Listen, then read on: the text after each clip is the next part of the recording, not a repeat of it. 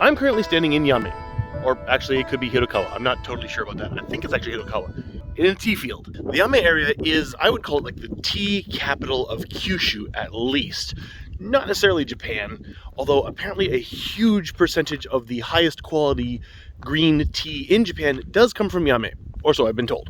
If you've seen a picture of a tea field in Japan, this is kind of the image you have.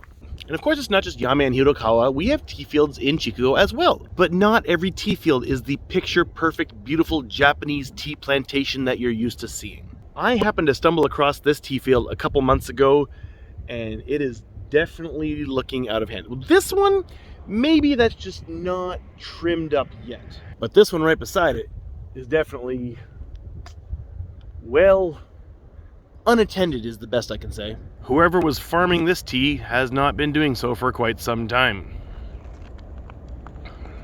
This one, maybe you can make the argument that it just hasn't been cut back for a couple years, and it's going to be, because it's not that badly overgrown. But this one has definitely gone wild. Probably the person who was farming this has gotten too old.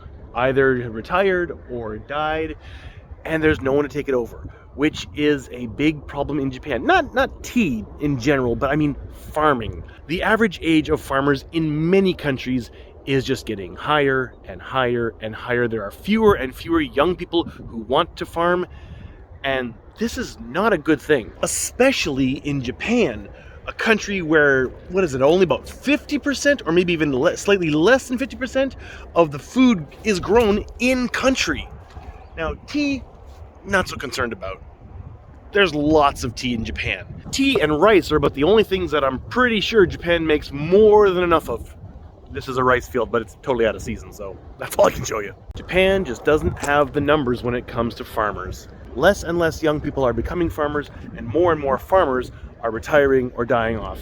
This is going to become a bigger and bigger problem as the years go on. Japan is either going to have to somehow incentivize more young people to become farmers, or allow more immigration and bring in people who want to farm.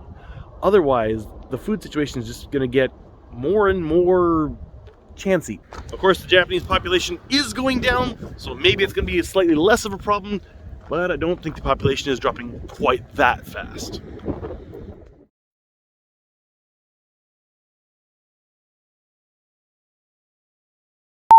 And Japan either has to find some way to solve it by either incentivizing young people to become young people.